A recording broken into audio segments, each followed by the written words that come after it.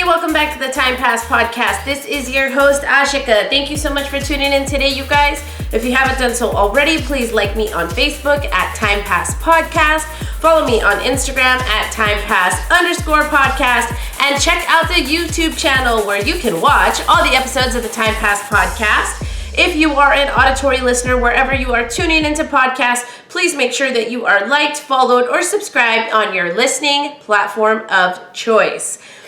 All right, you guys, I've got big news. I talked about it last week. I'm going to talk about it again this week.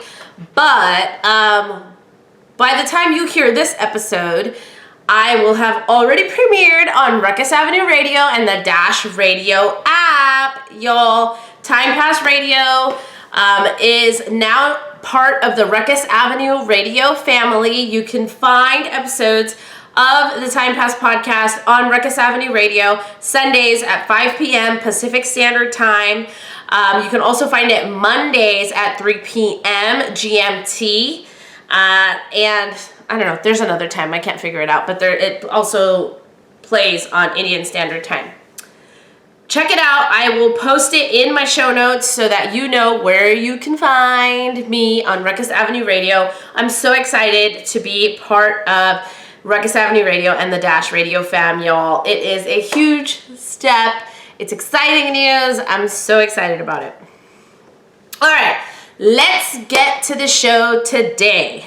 So I had this idea to do this show because obviously, as always with me, art imitates life. So last week I was in the office and I was getting text messages in one of my group chats with two of my gal pals.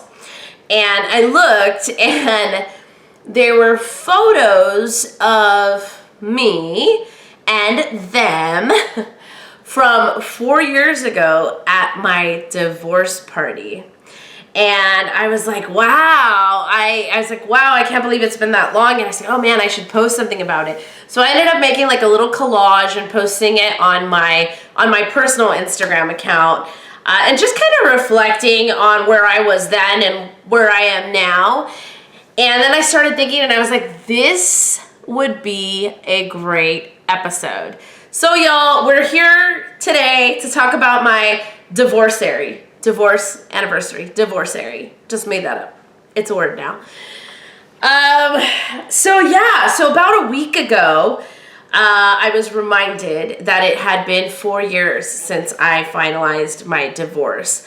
On top of that, I was actually separated 3 years previously to that. So I've literally been like single, unattached for 7 years, y'all. I've learned a lot. That's why I have a podcast.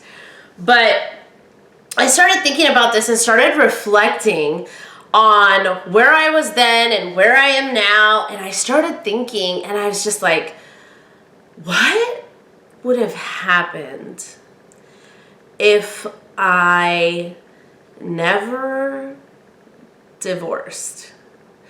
And I'm gonna talk this through with you guys because I want to have this conversation here.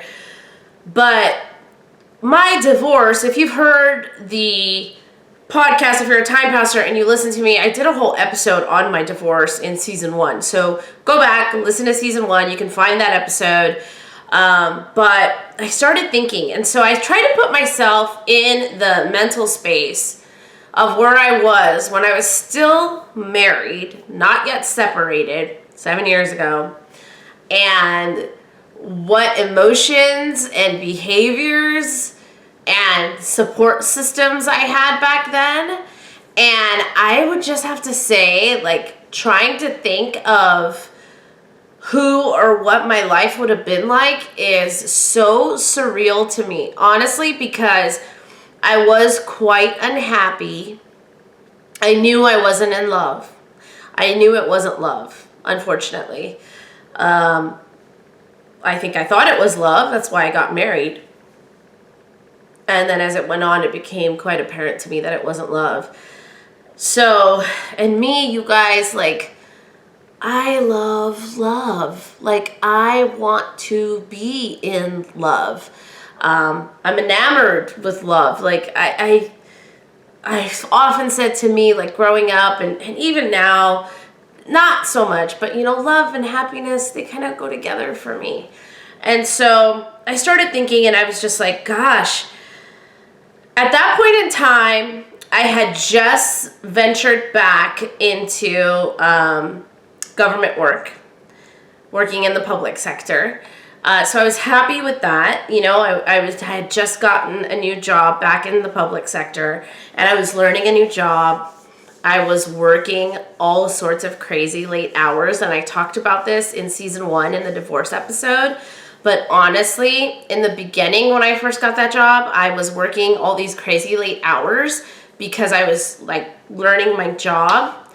But I've been in the field now for 20 plus years, and back then it was probably, I don't know, like 12 years, 13 years. And I knew how to do the work. So after a while, I didn't need to put in those late hours, but I was, because I didn't want to be home. And then I think I talked about this in the show too, when I was like at my peak. I remember I would end up working late when I didn't have to. And then knowing what I had to come home to, I would always like stop by the local watering hole and just have like a couple drinks or like one drink just to like get like mentally prepare myself for what I was coming home to. And I think if I would have stayed in that marriage and not had the courage and strength to say that I wanted out and to say that I wasn't happy and that I needed to leave, I think, number one, I probably would have maybe like a minor drinking problem. I don't know, like, I feel like I would have leaned a lot heavier on alcohol to get me through those days, because at that point, I was already, kind of like, oh, I just need a drink before I get home, just to kind of, relax my mind, make myself tired, so I would just go home and go to bed and be able to deal with things here. I think, it'd be quite possible that I could have had a drinking problem. I think I would have been like overweight. I think I would have been like really overweight. My ex and I did not live very like healthy lifestyles. On top of that, he's very much like a foodie, and he loved my cooking, and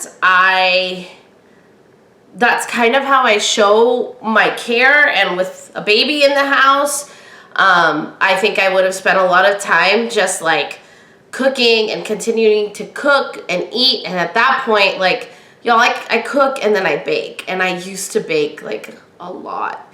And I used to, like, I can make a cake, like I can make a birthday cake. Like, it's not, I've made like cupcakes for friends' baby showers and decorated them and things like that. Like, I do enjoy cooking. It is how I show love. And I wasn't really cooking healthily back then.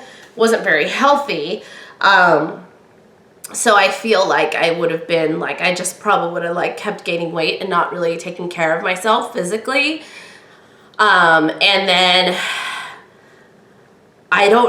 the thing that like really scares me is thinking like where my daughter would be, because y'all, she's a diva to the max. Y'all have heard us talk about her on the Time Pass podcast before. So she is like independent. She's a diva. She knows what she wants. And I just feel like if she had been raised in an unhappy household with a mom who was like severely unhappy and withdrawn, number one, I would have been like depressed and not as self-assured. I don't know how that would have affected her personality. And that's the other thing about me. In that marriage, I had lost all my independence. I was completely codependent on my ex. We were codependent on each other, don't get me wrong. We were completely codependent on each other, and we were each other's support. It was too much.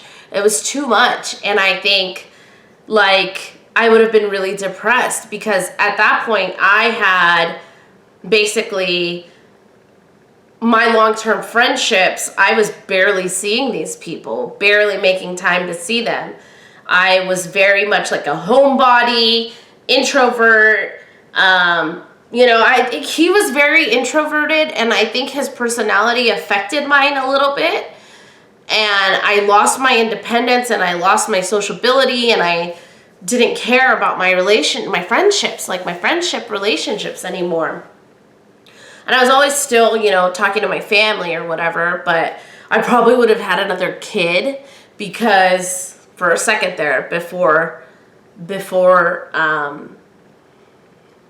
I decided that no, like I need to move forward with the divorce, for a second there we were talking about having another child. And I feel like if I would have stayed, my daughter would probably have a sibling by now. So who knows? I can't imagine being so unhappy and depressed and in that state of mind and not having one but two children to raise.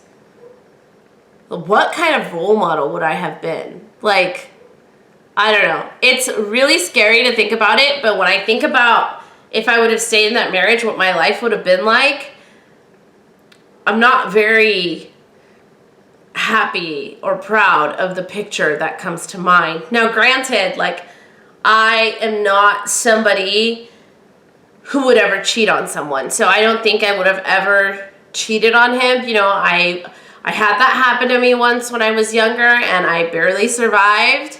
So I don't think I would ever physically cheat on someone. But maybe emotionally, maybe I would have carried on an emotional affair. I don't know. I don't know what kind of person I would have became. And I don't think I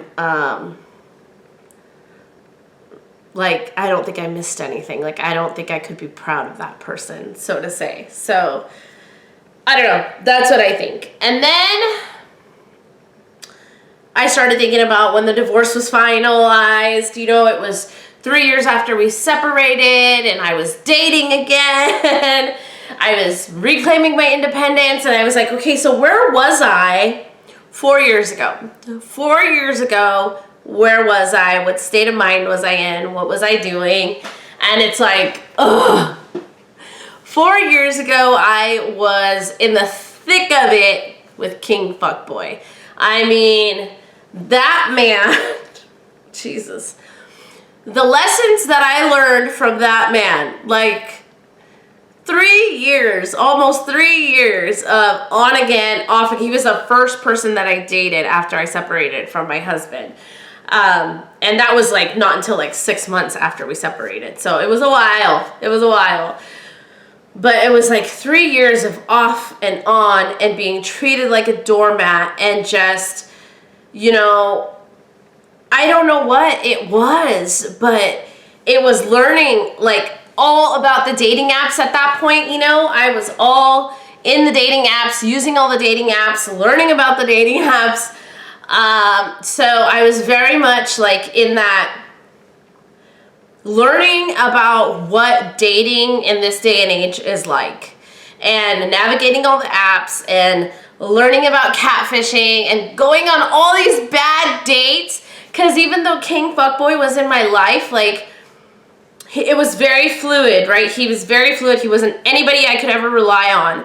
And so even though I wanted him to be so badly, at that point, that me really wanted him to be my person. And I think it was just like, maybe it was like the rebound bind, coupled with good looks and insane chemistry. I don't know.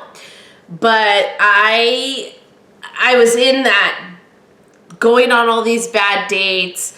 I had just like really ramped up traveling again. I think the year that I had my divorce party was the year that I went to India for the first time. And a few months prior to that, I had just gone to Fiji. So I had started like worldwide traveling a little bit. So it was nice because I was at this place where I had reclaimed my independence, right? I knew who I was and I was self-assured again. And I had friendships again. I had friendships and I had bonds and I had made new friends and I had like a great social life, you know, like I had people to hang out with. I felt independent. My career was going well. I was rediscovering, you know, myself, my likes and dislikes, and also just discovering the world and travel and learning how to do things on my own, solo, independent.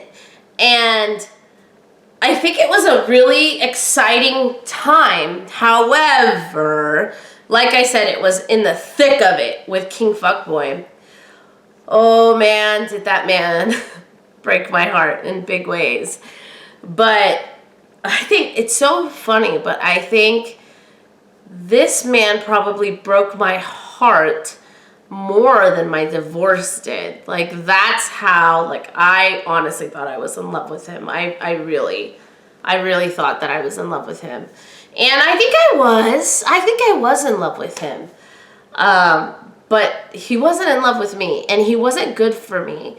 And I think I had to learn those lessons about, like, self-worth and value and boundaries, and how you allow somebody to treat you is how they're going to treat you. And I had to learn that. And he taught me those things. But I was in such a dark place during that time romantically. I was learning everything, you know? I was learning about dating. I was learning about men. I was like back out there and like getting hit. You know, love is a battlefield. Like, that's what comes to mind when I think of that time. Like, I was dating a lot during that time, and I think I was learning some really hard lessons, but I was also having fun, you know? After being married for almost 7 years, I was having fun learning my lessons and being independent and meeting new people. I think at that point in time, my love life was such a roller coaster that, and I wasn't self-assured yet. I was still finding my independence, finding my voice. And I think if I think of it, and you would have asked me then at my divorce party, right? I had this giant divorce party, y'all. It was the best. I highly recommend having a divorce party when you finalize your divorce, because it's something you'll always remember. But if you would have asked me back then what my life would be like, fast forward 4 years from the divorce party, what I thought my life was going to be like, I would have never said half of the stuff, more than half of the stuff that is a part of my life today. And that is so far out to me. Like, I would have never said that I would have a podcast. I would have never said that, like, I'm going to continue traveling. I would have never said that I would break my ankle. And was it the year? No. I broke my ankle. I had broken my foot 2 years prior to finalizing my divorce. So I was really careful back then. I would have never thought that I would broken another bone in my body again. I would have never thought that I would have remodeled more of my house. You know, I had already remodeled some of it when I was married. And then to continue doing the things I wanted to do to my house, I've continued to work on this home. Like, I've continued to make improvements to this home. Like, I've basically made it into the house that I want. And so would I have thought 4 years ago that I was going to do those things? No. I don't think I would have. Would I have thought that, like, I would be like this avid traveler with all these friends internationally and connections with people through the podcast internationally? No way. Like, no way. And looking at my life, like, would I have thought that I was going to be like some fitness junkie? Like, guys, I work out, like, this year, I've been working out like 6 days a week. Like, would I have thought that I would be doing that 4 years ago? No. Like, the way I take care of myself now? No way. If you would have told me 4 years ago, guess what? You're not really into TV. Like, you don't watch TV anymore. You don't have time for it. I would have laughed and laughed and laughed because I used to watch so much TV, you guys. So much TV. If you see me checking my teeth, y'all, I have had too many episodes with lipstick in my teeth in my videos, and I don't like it. Anyway, I would have never believed you. Like, I literally don't have time for TV now. If you would have told me you're going to be a part of 2 professional organizations where you sit on the board, you're going to have a podcast, you're going to have a syndicated podcast that plays on a radio station, you're going to have a YouTube channel. Like, guys, never, never in my wildest dreams would I have thought that I would live this life that I live now. And even my best friend, like, you're gonna have a best friend who's gonna be there for you through thick and thin, that you're gonna do everything with, and they're just gonna like be your rock and your support and know you like so well, and you guys are gonna get along so well. Like, never would I have thought. I always had like multiple best friends, but like, and during the time of the divorce party, like I said, right, I had a huge circle, I had tons of people here. I still know those people and they're still friends, but my inner circle has really shrunk.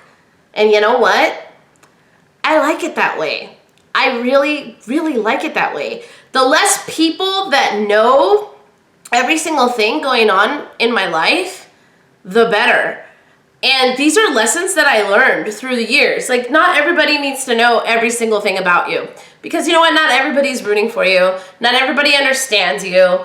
And you don't have that bond with everybody. You just need like 1 or 2 people that you vibe with, that you can tell anything to, and you are set. So, I don't know. The Divorcesary kind of snuck up on me. I wasn't thinking about it, and it came. And I just kind of wanted to reflect and think about all this. And if there's anything that I learned, when I was in that place, right, prior to making moves to separate and get a divorce, I was so in the dark. And I've always been a confident woman, but I think even in my marriage, I had lost my spark. I had lost a little bit of that, like, confidence. And it's really hard when you don't feel like yourself to stand up for yourself. I don't know if that really makes sense, but especially for me, and I know I talked about this in season 1 in the divorce episode, but it's like, we're conditioned, especially South Asian females, we're conditioned to take care of everybody else and worry about what everybody else wants. And your happiness doesn't matter. And so a lot of times people stay together because this is the thinking that we have as South Asians. It's what we've been taught. It's been ingrained into us. And a lot of times people stay together for the kids. But like I said, I wonder how different my child's personality would be today if I would have stayed in that unhappy marriage and became an unhappy person. Because I've said it before on this show tons of times, and I'll say it again, but hurt people hurt people. And I was a hurt person in that marriage. I was hurting inside, internally. I didn't know who I was anymore. I didn't feel like myself. So not knowing those things about, who knows how that would have manifested in my actions and personality towards anybody that interacted with me, professionally, personally, family members. Who knows what I would have become? But I would have been a hurt person, and I know that hurt people. And so, I think it's hard when you're in that space to actually try to stand up for yourself and say, like, hey, I'm not happy. I need to leave this situation, and you will have people pressure you, but not to give into that, and not to cave into those pressures, and not to be feeling guilty because you're the one that wants to break up your family, because I did get those comments. People did make me feel guilty because my ex didn't want a divorce. He was perfectly happy, quote unquote, even though he wasn't happy and I knew it. But he was fine. He didn't want a divorce. And I was looked at and judged a little bit because I was breaking up my own family. And that guilt is a strong feeling. And it's really hard to overcome, especially when you don't have support. Luckily, with my family, after, talking about it a few times, they realized that I had my mind made up and they wanted me to be happy. And so even though for my parents, I think it was hard for them to understand that I wasn't leaving my husband because he would beat me or was a drug addict or an alcoholic, but I was leaving him because I wasn't happy. I think that was a really hard concept for them to understand, and I don't think they understood it, but they still stood behind me and supported me eventually. And so I think it's hard when you don't have that support and you're looking to make a change like that and move forward with your own life and choose your own happiness, and you really can't see. You can't see that choosing yourself and then working on yourself and healing yourself, the possibilities of who you can become are endless. They're literally endless. If you stay true to you, you stay authentic. Guys, why do I say stay authentic at the end of every episode? Because authenticity matters. Like, it matters. It's such a huge theme for me. Like, I wanted to stay authentic to who I was, and that's not who I was becoming in my marriage. And so I chose my own authenticity, and I chose to listen to my inner voice and my inner feelings, and that it matters. Like, self-love fucking matters. Like, you have no idea what being happy with yourself and on your own and loving yourself can do for you, confidence-wise, happiness-wise. Like, y'all, if you're in a situation where you don't know whether you should stay or go, and you're completely unhappy, fucking leave. That's my advice. Leave. Because if it's meant to work out, it'll work out in the future, and if it's not, it's still gonna work out. Just with different people. Or with yourself. Who knows? And so it wasn't easy for me to get to where I am today. I went through a lot of heartbreaks. Y'all have heard about them on the show. I went through lows. I've gone through highs. I've lost people. I've lost friends. I don't have like this great life that has no challenges. I go through heartbreak all the time. I'm sad all the time. Like, stuff happens, you still go through those ups and downs.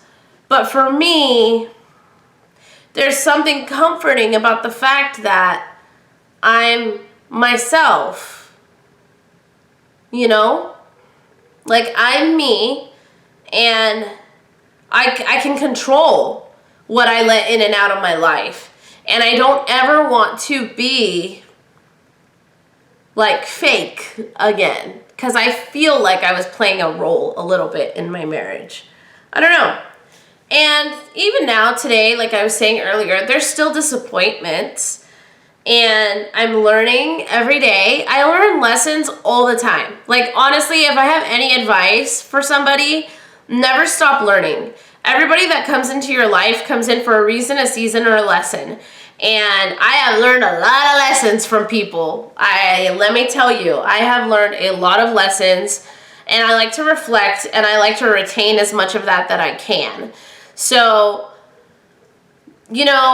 yeah, I have a lot of positive things happening in my life, and I'm super grateful and thankful for those things, but they didn't happen overnight, and they don't keep me happy 24/7. You know, I still have challenges and I still go to dark places, but in the end, when I look back on the last 4 years of my life, and even further, the last 7 years of my life, everything that I endured and everything that I went through led me to where I am today. And I've learned so much over these last few years. And it's not really about that. It's not really about where I am now. It's not really about what the end game is. It's about the journey. Like, that's what you will remember, is the journey. Like, that's what I'm reflecting on here today, talking about the Divorcesary, is the journey that it took me to get from codependent, no real friends anymore, no connections, losing independence, losing confidence, to who I am today. If I look back on all those years, there's highs, there's lows, there's wins, there's loses, there's loss, but it's about the journey. And I don't think I would change anything about my journey. So, I don't know. That's food for thought. Think about it. And it doesn't have to be that you're, in a bad relationship that you're thinking about leaving or something. But with anything you do, think about it. If you even had any goals for yourself professionally or personally, it's about the journey. It's about the journey you take to get there. It's not really about your end goal. It's about how you get there. Those are the moments that you're going to remember. You'll reach your goal, and that's fine. And sure, that'll be a moment for you. But you'll reflect on the most are those wins and losses that you had along the way to get to where you wanted to go. I don't know. That's all I got, you guys. I just kind of wanted to reflect with y'all and talk about this openly. And I was reflecting and thinking as we're recording this episode. So it's a very real and raw conversation. That's all I got for you guys today. If you haven't done so already, please like me on Facebook at Time Pass Podcast. Follow me on Instagram at timepass_podcast, and make sure that you like, follow, and subscribe to the YouTube channel. Make sure that you tune in on Ruckus Avenue Radio Sundays, 5 p.m. Pacific Standard Time, y'all. Make sure you tune in. And if you are a Time Passer and you enjoy listening to me ramble about whatever I want to ramble about, do me a favor and share the show. Share the Ruckus Avenue Radio link to their website. Share one of your favorite podcast episodes. Share my Instagram page. Share my TikTok. Whatever you want to do. Share the show with at least one person. That would really help me out, and I would greatly appreciate that, you guys. All right, you guys. Stay authentic in anything you do, and I will see you next time.